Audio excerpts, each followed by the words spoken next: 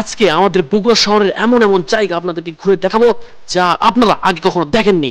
কিন্তু হ্যাঁ, যারা দেখেছেন তাদেরকে ওয়েলকাম ভিডিও দেখবেন। চলেন শুরু করা যাক।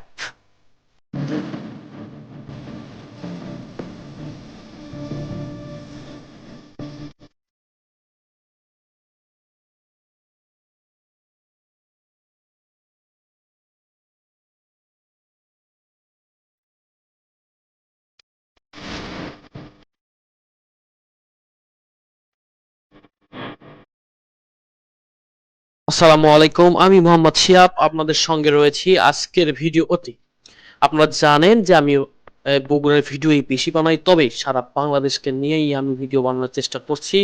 বর্তমান যেহেতু আমি বগুড়াতেই আছি, তাই বগুড়ার শহরটা ঘুরে দেখানোর চেষ্টা করি। আজকে আমরা রয়েছি বগুড়া মোহাম্মদ আলী হাসপাতাল থেকে মেডিকেল যাওয়ার যে রাস্তা, সেই রাস্তাতে আপনাদেরকে নিয়ে যাচ্ছি আমি।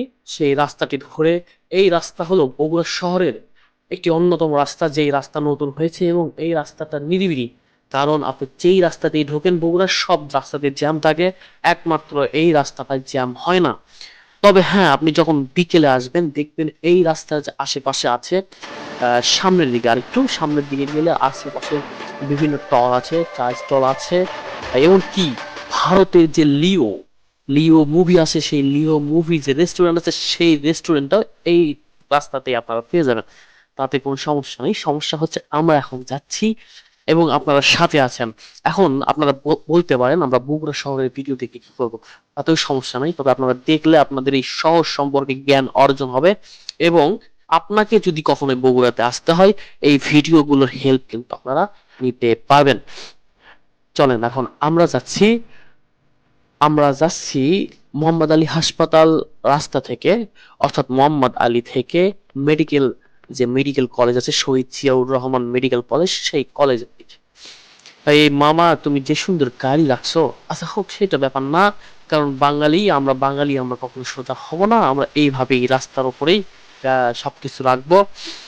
এটা কবে ঠিক হবে সেটা জানি না, তবে আপনারা এখন দেখতে পাচ্ছেন রাস্তার যে ভিউ। আমি প্রায় 3টার পরে আসছি। সূর্যটা এমন ভাবে রাস্তার ওপর আসলে আসে, যে এটা দেখার মতো দৃশ্য। এখনো পর্যটকরা এই রাস্তাতে আসেনি, তবে অল্প কিছুক্ষণ পরেই আসা শুরু করবে। ততক্ষণ আমি থাকবো না, তবে আপনাদেরকে আমি লোকেশনটা দেখাচ্ছি।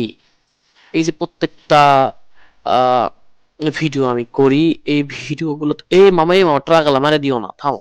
যাক, মারে দেয়নি, আমার উপর একটু দয়া করছে, তাতে কোনো সমস্যা নেই। সমস্যাটা হচ্ছে মোহাম্মদ আলী হাসপাতাল থেকে মেডিকেল যে রাস্তা, এই রাস্তার আপনার সামনের দিকে যখন আসবেন কিছু টল পাবেন, এই একটু পরেই পাবেন। এই টলগুলোতে আপনারা খাওয়া দাওয়া থেকে শুরু করে চা কফি জন্য আড্ডা, সমস্যা নাই, সবকিছুই পাবেন। তবে ইদানিং আসে এই রাস্তাতেই ট্রেন এদিকে একটু ভালোই চলে, তাতেও কোনো সমস্যা নেই। কারণ আমাদের এটা দেখার বিষয় না, আমাদের দেখার বিষয় ভিডিওতে যে বগুড়ার সৌন্দর্য কেমন। বগুড়া বগুড়া আসলেই কেন এত ঐতিহ্যবাহী, সারা বাংলাদেশে টপ লেভেলে কেন বগুড়ায় থাকে, যেগুলো বগুড়ায় প্রাকৃতিক কোনো স্পট নেই বললেই চলে। তবে এই জেলা কিন্তু সারা বাংলাদেশের ভিতরে শিল্প খাতে এগিয়ে রয়েছে। দুঃখিত, শিল্প খাতে যদিও নাও এগিয়ে থাকে, তবে এই জেলার মানুষগুলো খুব উন্নত। যদিও বিগত দিনে এই জেলাতে তেমন কোনো উন্নয়নের ছোঁয়া, তবে এই জেলা তবে সামনের দিকে যদি বিএনপি সরকার ক্ষমতায় আসে, তাহলে এই জেলার সন্তান, অর্থাৎ বগুড়া গাবতলীর সন্তান সারা বাংলাদেশ চালাবে বলেই আশা করছে রাজনীতিবিদরা। আচ্ছা, তাতে কোনো সমস্যা নাই। সমস্যাটা হচ্ছে যে বগুড়ার রাস্তাঘাট সবকিছুই মোটামুটি ভালো, যদিও আপডেট কোনো উন্নয়ন নেই। তারপরেও রাস্তাঘাটের যে নিয়ম শৃঙ্খলা, সেটা খুব একটা ভালো না।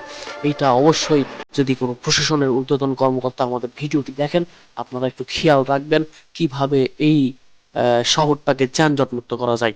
যেখানে সেখানে গাড়ি পার্কিং, যেখানে সেখানে আহ কথা বলা, যাত্রী তোলা, এটা তো আমাদের দেশের সকল প্রকার যানবাহনের একটি, বলতে গেলে এটাই মূল পেশা। যাই হোক, সেই দিকে আমরা না যাই। আমরা এখন স্লো করছি গাড়ি, তার কারণ আমার মোটরসাইকেলের পেট্রোল এই মুহূর্তে শেষ হয়ে গিয়েছে। আপনাদেরকে একটা কথা জানাই দিয়ে রাখি, সেটা হচ্ছে যে বগুড়াকে উত্তরবঙ্গের দ্বার প্রান্ত বলা হয়, তার কারণ একটাই, বগুড়া শহর যে ব্যস্ততম, এবং বগুড়া শহরের যে গাড়ি ঘোড়া, তাতে আপনি ঢাকার থেকে কোনো অংশই কম দেখবেন না। যদিও শহরটি ছোট্ট, তবে ছোট্ট হলেও শহরটা অনেক জমজমাট এবং অনেক বড়। ছোটর ভিতরেই বড় বলতে গেলে।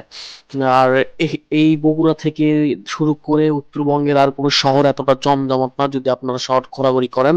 অর্থাৎ সেই জন্যই অনেক সময় দ্বিতীয় রাজধানী বলা হতো এই বগুড়াকে। বগুড়ার ভিডিওতে আপনারা দেখলেন আমার এই মোটর বাইক ড্রাইভিং দেখলেন, ভিডিওটি দেখলেন, তার জন্য আপনাদেরকে অসংখ্য অসংখ্য ভালোবাসা রইল। আপনারা অবশ্যই আমার ভিডিওগুলো পাইতে চ্যানেলটি সাবস্ক্রাইব করে সঙ্গে থাকবেন। সবাইকে আজকের মতো এই পর্যন্তই বিদায় জানিয়ে শেষ করছি। আসসালামু আলাইকুম ওয়া রাহমাতুল্লাহ।